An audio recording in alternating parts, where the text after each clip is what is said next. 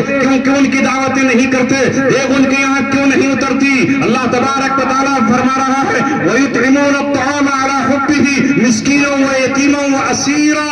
اہل ایمان تو وہ ہے جو کسی یتیم کو، کسی مسکین کو اور کسی قیدی کو کھلاتے ہیں صرف اللہ تبارک و تعالیٰ کی محبت پر۔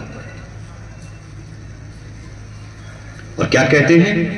انما نطعمکم لوجہ اللہ، ہم صرف اللہ کے لیے کھلاتے ہیں۔ لا نريد منکم جزاء ولا شکورا، ہم تم سے بدلہ نہیں چاہتے اور ہم تم سے یہ بھی نہیں کہتے کہ آپ کا بہت بہت شکریہ، ہم نہیں چاہتے۔ ہم آپ کی زبان سے لفظ شکریہ بھی سننا نہیں چاہتے، کیونکہ ہم نے اللہ کے لیے کیا ہے، اور جس کے لیے کیا ہے اس کی ذات شکور ہے، وہ قدردان ہے، وہ جزیل ہے، وہ اللہ تبارک و تعالیٰ بہت زیادہ دینے والا ہے۔ تو میرے عزیزوں، میں آپ سے صرف یہ بات عرض کر رہا ہوں کہ آپ اس بستی کے ہو یا اس کے اطراف کے ہو یا اس مدرسے سے جڑے ہوئے ہو، اگر مدرسہ یہ آپ کا ہے تو آپ اس کی قدردانی کر لو، یہاں اسے مرکز بالکل بنائیں، اس لیے کہ یہ دور ہے آج ہمارے پاس پیسہ آ گیا تو ہمارے مدرسوں کی تعداد گھٹ جائے اور کالج اسکول میں جانے والوں کی تعداد بڑھ جائے، کہ یہ افسوس کا مقام نہیں ہے۔ میں یہ نہیں کہہ رہا کہ انگریزی مت پڑھاؤ، میں یہ نہیں کہتا کہ ڈاکٹر مت بناؤ، لیکن اگر ہمارا بچہ انگریزی تو فر بولتا ہو اور اس سے ہمارا دل خوش ہوتا ہو، اور واقعی خوش ہونا چاہیے کہ ہمارے بچے میں قابلیت ہے، مگر ہمیں اس بات کا بھی تو رونا ہو کہ کیا میرے بچے نے قرآن پڑھا، کیا میرے بچے نے قرآن کریم کی تلاوت کی، کیا یہ قرآن پڑھ سکتا ہے؟ اگر یہ انگریزی کا ترجمہ کر سکتا ہے تو پھر یہ عربی کا ترجمہ کیوں نہیں سیکھ سکتا؟ ہونا تو یہ چاہیے کہ جو بچے پڑھنے کے لیے آئے ہیں ان کے ماں باپ نے ہمیں امانت سپرد کر دی ہے، چاہے وہ اسکولوں میں جا رہے ہوں اور چاہے وہ مدارس میں جا رہے ہوں، ہماری یہ ذمہ داری آج کے دور میں یہ ہے، زمانے جو ہمارا دین اسلام قیامت تک کے لیے ہے، یہ فرسودہ دین نہیں ہے، یہ بالکل بیکار دین نہیں ہے، یہ زمانے کے دوش پر سفر کرنے کی ہم سے بات کرتا ہے، یہ ہر حالات میں جینے کا ہمیں ہنر سکھاتا ہے۔ اگر چاند پر کوئی جائے تو اسلام نے یہ نہیں کہا کہ مسلمان چاند پر نہیں جا سکتا، اسلام نے یہ نہیں کہا کہ تم صرف اونٹ پر ہی سواری کرو گے اور آج ہوائی جہاز میں نہیں جا سکتے، اسلام یہ نہیں کہتا، اسلام ترقی کی بات کرتا ہے، دنیا کی ہر قوم سے آگے بڑھو، اگر تجارت کے میدان میں قدم رکھو تو تمہارے نبی نے پہلا سفر جو تجارت کا کیا ہے تو تمام پچھلے قافلوں سے اور تمام لوگوں سے بڑھ چڑھ کر کے تجارت کر کے دکھائی، اور حضرت خدیجہ کو اپنے تجارتی عمل سے گرویدہ بنا دیا۔ تم جس میدان میں جاؤ نمایاں ہو، تمہارا نام دنیا میں روشن ہو، یہ کون ہے؟ یہ فلاں ابن فلاں ہے، یہ ماہر ہے فلاں چیز کا، یہ ماہر ہے اکانومکس کا، یہ ماہر ہے اقتصادیات کا، یہ ماہر ہے سائنس کا، یہ ماہر ہے الجبرا کا، یہ ماہر ہے میتھمیٹکس کا۔ مسلمانوں کے پھر انجینئر ہو، ساری دنیا مجبور ہو کہ ہم نقشہ بنوائیں گے، تو مسلمان انجینئر سے اس لیے کہ دھوکہ نہیں دیتا، اس لیے کہ رشوت نہیں لیتا، اس لیے کہ جھوٹ نہیں بولتا، جو کہتا ہے اتنا کرتا ہے، جتنا مانگتا ہے اتنا دیتا ہے۔ تم ایسے بنو کہ لوگ مجبور ہو جائیں، ہمیں جانا ہو اس مسلمان ڈاکٹر کے پاس جو سستا آپریشن کرتا ہے، جو مریض کی کھال نہیں اٹھاتا، جو جھوٹی رپورٹیں نہیں بناتا، جو ہماری ہمدردی کیا کرتا ہے اور جو ہمیں فائدہ دیتا ہے۔ ایسے تاجر بنو کہ دنیا یہ سمجھے مسلمان سچا تاجر ہوتا ہے، لاکھ روپے بھی ادھر سے ادھر ہو جائے، کروڑ روپے کی بات آ جائے، یہ امانت میں خیانت نہیں کرے گا، یہ میرے ساتھ دھوکہ نہیں کرے گا، پلاٹ میں نے لیا ہے تو میرا سودا ہو گیا ہے تو کوئی اور دام لگائے گا تو میرا سودا یہ بیچ نہیں دے گا۔ اگر اس طرح تم اس طرح آ گئے، رب دو جہاں کی قسم، ساری دنیا تمہارے پاس آ کر اپنی ترقی کے منصوبے تم سے پوچھے گی اور اب تم سے آ کر کے بات کرے گی، ہمیں راز بتاؤ، ترقی کا راز کیا ہے؟ مگر ہم یہ سوچ رہے ہیں کہ اگر وہ نوجوان ان کے شراب پی رہے ہیں تو ہمیں بھی پینا چاہیے، وہ ناچ رہے ہیں تو ہمیں بھی ناچنا چاہیے، وہ سود خوری کر رہے ہیں تو ہمیں بھی سود خوری کرنا چاہیے، وہ جینس پہن کر نکل رہے ہیں تو ہمیں بھی جینس پہننا چاہیے، ان کی بیٹیاں بے پردہ ہیں تو ہماری بھی بے پردہ ہونا چاہیے۔ یہ تمہاری ترقی نہیں ہے، یہ تمہاری تنزلی ہے، یہ تمہاری بربادی ہے، یہ تمہاری تباہی ہے۔ اللہ تبارک و تعالیٰ نے تمہیں عزت دی ہے اسلام کی بنیاد پر۔ جب حضرت عمر ابن خطاب رضی اللہ تعالیٰ بیت المقدس کو فتح کرنے کے لیے گئے ہیں، تنہا ہے، اکیلے ہیں، لاؤ لشکر نہیں ہے، ساتھ میں خادم نہیں ہے، خدام نہیں ہے، ادھر سے آگے پیچھے گاڑیوں کا اونٹوں کا قافلہ نہیں ہے، اکیلے نکلتے ہیں۔ پہلے انہوں نے ثابت کر دیا ہے ہم محمد رسول اللہ کے دیوانے ہیں، ہم اس کے چاہنے والے ہیں۔ ہاں وہی یہودی قوم جو ان کے خون کی پیاسی، وہی یہودی قوم جو ان کی دشمن تھی، جو ان کے نبی سے زبردست نہ ہوتی رہی، اس نے کہا ہم اگر عمر تشریف لے آئیں گے ہم بیت المقدس کی چابیاں ان کے سپرد کر دیں گے۔ جب حضرت عمر رضی اللہ تعالیٰ بیت المقدس کی طرف گئے ہیں تو ان کو گھوڑا پیش کیا گیا اور کہا گیا کہ یہ گھوڑا آپ لے لیجئے۔ ان کو ایک اچھا عمدہ جوڑا پیش کیا گیا، یہ جوڑا آپ کا بوسیدہ ہے، یہ اونٹ کے کجاوے سے مدینے سے آتے آتے پیچھے سے پھٹ گیا ہے، ہمارا مذاق اڑایا جائے گا، یہ عیسائی یہ کہیں گے یہ کون سے عرب کے بدو ہیں، یہ عرب کے کیسے جاہل ہیں، ان کو بیت المقدس کیسے دے دے، ہماری مذاق اڑائی جائے گی، یہ کپڑا یہ جبہ دوسرا پہن لیجئے۔ عمر بن خطاب رضی اللہ تعالیٰ نے کہا ان اللہ اعزنا بالاسلام، اللہ تعالیٰ نے ہمیں عزت بخشی ہے اسلام کی بنیاد۔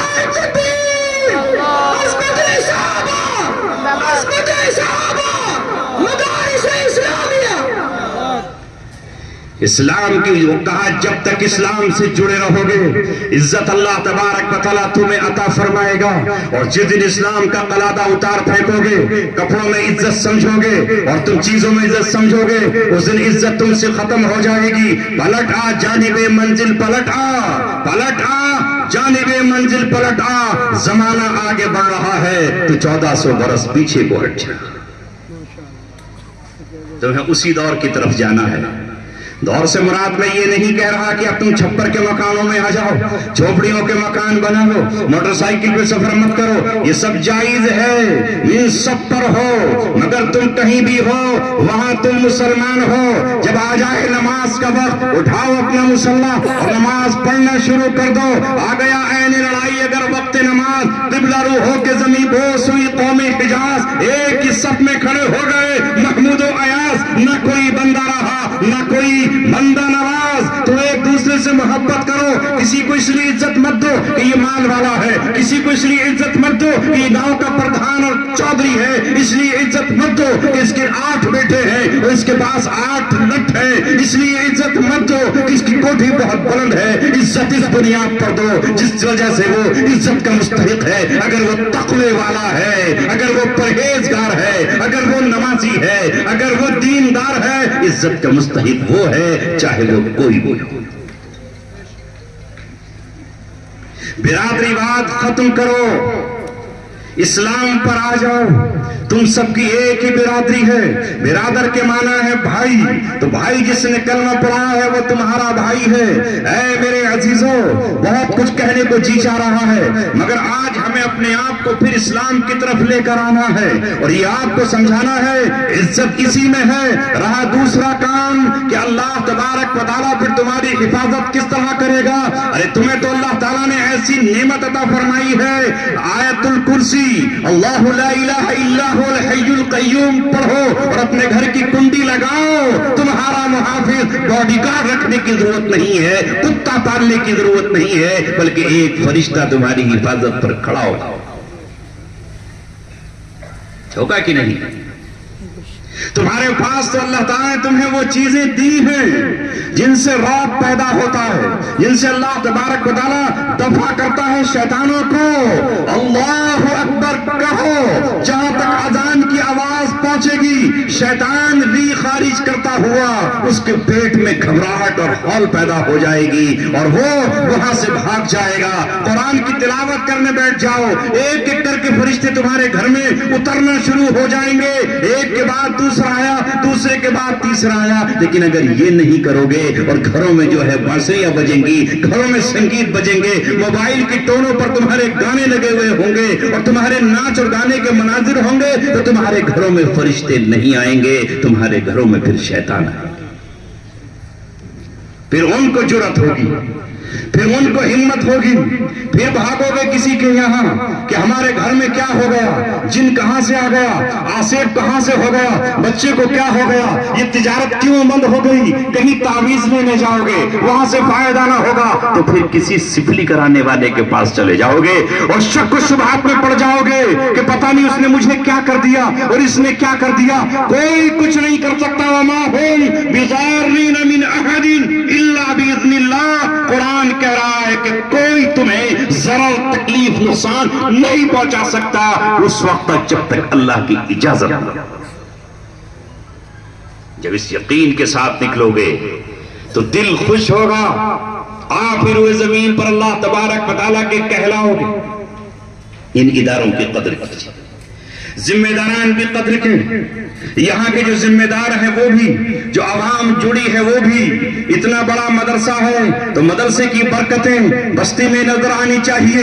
بستی میں کسی شادی میں ڈھول نہ بجے، بستی میں کسی شادی میں ملی جلا کھانا نہ ہو کہ یہاں بیٹیاں بھی ہوں اور وہاں غلط نظریں ڈالنے والے نوجوان لڑکے بھی ہوں۔ ظاہر ہے کہ فطری چیز ہے جسے اسلام نے منع کیا ہے، اس سے ہم اپنے آپ کو بچائیں اور ہماری بیٹیاں قرآن کریم پڑھنے والی بھی ہوں۔ ہونا تو یہ چاہیے کہ آج کے دور میں اگر ہمارے بیٹے عالم ہوں تو ہماری بیٹیاں بھی عالم ہوں، تاکہ جب وہ قرآن کو سمجھ کر پڑھیں اور جب وہ اس آیت پر پہنچیں یا ایھا النبی قل لازواجک وبناتک ونساء المؤمنین یدنین علیہن من جلابیبہن ذلک ادنی ان یعرفن فلا یؤذین، تو پھر وہ اس آیت پر پہنچ کر یہ کہے یہ حکم میرے نبی کو دیا گیا کہ وہ اپنی بیویوں کو پردہ کرائیں، یہ حکم میرے آقا کو دیا گیا وہ اپنی بیٹیوں سے پردہ کرائیں، یہ حکم میرے سرکار کو دیا گیا کہ وہ مسلمان بیٹیوں سے پردہ کرائیں۔ وہ بیٹی خود برقع اوڑھ لے گی، وہ بیٹی پھر خود سامنے نہیں آئے گی، وہ بیٹی پھر اپنی ماں سے کہے گی میں تیرا کہنا نہیں مانوں گی، میں تو شرعی پردہ کروں گی۔ اے باپ مجھے بتا دے کہ یہ قرآن کا حکم نہیں ہے؟ باپ بھی اس کے سامنے جھک جائے گا اور کہے گا بیٹی میں رب کے حکم اور تیرے درمیان آڑے نہیں آ سکتا ہوں۔ سماج میں جب ایسی بیٹیاں پیدا ہو جائیں گی پھر ان کی نسلیں پیدا ہوں گی، ان کا اثر پڑوس پر پڑے گا، محلوں پر پڑے گا، رشتہ داروں پر پڑے گا، اور جب تمہارے یہاں سے کسی کا گزر ہوگا تو لوگ کہیں گے یہ برکت ہے اس ادارے کی، یہ برکت ہے قرآن کے مرکز کی، یہ برکت ہے یہاں پڑھنے اور پڑھانے والوں کی۔ ہمارے درمیان ایسے لوگ موجود ہوں کہ ہم سو رہے ہوں اور راتوں کو وہ تہجد میں اٹھ رہے ہوں، گرم آنسوں کی قربانیاں دے رہے ہوں، ان کے گرم آنسوں سے ان کے رخسار تر ہو رہے ہوں، ان کی لڑکھڑاتی زبان سے اللہ تبارک و تعالیٰ ان کی فریادوں کو سن رہا ہو۔ وہ محض اپنے گھر کی دعا نہ مانگے، وہ ہمیں بھی دعاؤں میں یاد رکھے، وہ پوری ملت کو یاد رکھے، پوری انسانیت کو یاد رکھے اور اللہ تبارک و تعالیٰ کے سامنے جھولی پھیلا کر کہے اے مولا مظلوموں کی مدد کر دے، کمزوروں کو قوت اور طاقت دے دے، بے اولادوں کو اولاد عطا فرما دے۔ اے اللہ ہمارے مدارس کی حفاظت فرما لے، علماء کی حفاظت فرما لے۔ اے اللہ ان علماء کو جن کے گھر کچے ہیں، جن کے گھروں میں آج بھی نعمتیں نہیں ہیں، اللہ ان کو بھی نماز دیجئے، تو نماز میں پڑھائے تو تو نے عربوں کو نوازا، قرآن کے صدقے میں ان کے پہاڑوں میں پیٹرول رکھ دیا اور آج ساری دنیا پر وہ راج کر رہے ہیں۔ کیا ایسی دعا نہیں کر سکتے؟ ایسے لوگ ہماری بستیوں میں ہونے چاہیے۔ جیسے کہ علامہ اقبال نے کہا کہ شیطان اسی بات کو کہتا ہے کہ کب ڈرا سکتے ہیں مجھ کو اشتراکی کوچ گرد، یہ پریشان روزگار شفتہ مغزہ شفتہ ہوں۔ یہ کمیونزم، یہ روس میں جو کمیونسٹ آئے تھے کہ یہ مجھے ڈرائیں گے، جو روزگار کے لیے پریشان ہیں، جو مزدوری کے لیے پریشان ہیں، جو دولت کے لیے پریشان ہیں، کب ڈرا سکتے ہیں مجھ کو اشتراکی کوچہ گرد۔ یہ گلی گلی کوچے کوچے اسٹرائک کرنے والے، دھرنے دینے والے، یہ مجھے نہیں ڈرا سکتے۔ یہ تو خود پریشان روزگار ہیں، آشفتہ مغز ہیں، ان کے تو دماغ کہاں ہیں، آشفتہ ہو ہے۔ ہاں کون خال اس قوم میں اب بھی نظر آتے ہیں، وہ کرتے ہیں اشک سحرگاہی سے جو ظالم وضو۔ یہ تو ان سے ڈرتا ہوں جو رات کو اپنے آنسوؤں سے وضو کرتے ہیں اور اللہ تبارک و تعالیٰ کی کی رحمت کو زمین پر اتار لاتے ہیں، ان کی دعاؤں سے عذاب ٹل جاتے ہیں، ان کی دعاؤں سے مصیبتیں ٹل جاتی ہیں۔ مجھے ڈر ان سے ہے، ان سے مجھے خوف ہے، میں ان سے ڈرتا ہوں، ہر نفس ڈرتا ہوں اس امت کی بیداری سے میں، جس کی خاکستر میں ہے اب تک شرار آرزو۔ یہ جو سینے میں ایمان ہے اس پہ راکھ ڈالو، اس پہ کوڑا کرکٹ ڈالو، یہ کہیں چنگاری شعلہ نہ بن جائے۔ تو میرے عزیزوں ساتھیوں، اللہ تعالیٰ کا ہم پر بہت بڑا احسان ہے کہ اللہ رب العزت نے ہمیں یہ ادارے عطا فرمائے۔ ان نعمت کی قدر کر لیجئے اور کوشش کیجئے کہ اس کی مرکزیت باقی رہے، اور اللہ تعالیٰ سے دعائیں کیجئے۔ لوگ ادھر آئے، چل کر آئے۔ ابراہیم علیہ السلام نے جب اپنے بچوں کو چھوڑا تھا، بیٹے کو اور اپنی اہلیہ کو مکہ معظمہ میں، تو اللہ تبارک و تعالیٰ سے دعا کی تھی۔ آج سب سے بڑی رکاوٹ ہمارے سامنے یہی ہے کہ ہمارے ہاتھ دعا کے لیے نہیں اٹھتے۔ کیا کہا تھا؟ اللہ میں نے آج اپنی اولاد کو ایک ایسی وادی میں چھوڑ دیا ہے جہاں نہ گھاس ہے، جہاں نہ آبادی ہے، جہاں نہ پانی کے چشمے ہیں۔ انی اسکنت من ذریتی بواد غیر ذی زرع عند بیتک المحرم ربنا لیقیموا الصلاة فاجعل افئدة الناس تهوی الیہم۔ اے اللہ لوگوں کے دل ان کی طرف متوجہ فرما دیجئے، اے اللہ لوگوں کے قلوب ان کی طرف متوجہ کر دیجئے۔ لہذا قافلے آئے اور پانی کا وہاں کئی نام و نشان نہیں تھا، یہ پانی کا چشمہ زمزم کی شکل میں یہاں پایا تو یہی لوگ آ کر بس گئے، قبیلہ جرہم بس گیا، اور آج مکے کی طرف تمام دنیا کے انسانوں کے دل جو کعبے پر ایمان نہیں لاتے وہ بھی کہتے ہیں ہمیں پرمیشن مل جائے تو ہم بھی چلے جائیں، اور آج کل مل رہی ہے پرمیشن۔ محمد بھائی دے رہے ہیں پرمیشن، سب کو آ جاؤ۔ میرے پیسوں میں اضافہ ہونا چاہیے، پتہ نہیں کتنی دولت چاہیے اسے، کتنی دولت چاہیے اسے، سب کچھ بیچ کر بھی پیٹرول موجود، سونا موجود، تمہارے پاس چاندی موجود، تمہارے پاس گیس موجود، اتنی بڑی سرمایہ تمہارے پاس موجود، یہ سب کچھ بیچ دیتے، اور تم تو آبا و اجداد کی اولاد ہو جن کا گزر اونٹ پر ہوتا اور جن کا کھجوروں پر ہوا کرتا تھا۔ تمہارے پاس تو سب سے بڑی نعمت محمد صلی اللہ علیہ وسلم کا وجود ہے، تمہارے پاس تو مکہ ہے، تمہارے پاس تو مدینہ ہے، مگر تم اب اسلام بیچنے لگے۔ اب تم نے یہ پرمیشن دے دی کہ یہاں شراب بیچی جائے گی۔ اب اس ہندوستان میں اپنے نوجوانوں کو شراب سے روک رہے ہیں، شراب کی مذمت کر رہے ہیں۔ وہ مقام جہاں شراب کی حرمت کا اعلان ہوا، جہاں شراب حرام قرار دی گئی، جہاں قرآن کی ایک آیت پر شراب کی ندیاں بہا دی گئیں، نالے بہا دیے گئے، اور شراب کو حرام جانا گیا، شراب کے برتنوں کو سال 2 سال تک کے لیے حرام قرار دے دیا گیا۔ آج جب دنیا کا کوئی مسلمان اخبار میں پڑھتا ہے یا یوٹیوب پر دیکھتا ہے کہ وہاں شراب اڑیلی جا رہی ہے، شراب کے مرکز اور اس کی دکانیں کھولی جا رہی ہیں، اس کا دل تڑپ اٹھا ہے۔ اور اغیار ہم سے یہ کہتے ہیں کہ تمہارے مقدس مقام پر، حجاز مقدس میں تمہارا وہ بادشاہ جہاں تم طواف کرنے جاتے ہو، جہاں تم حج کرنے جاتے ہو، جب وہاں شراب پی جا رہی ہے تو ہم سے کیا مطالبہ کر سکتے ہو کہ ہم شراب کی ہٹیاں بن کر؟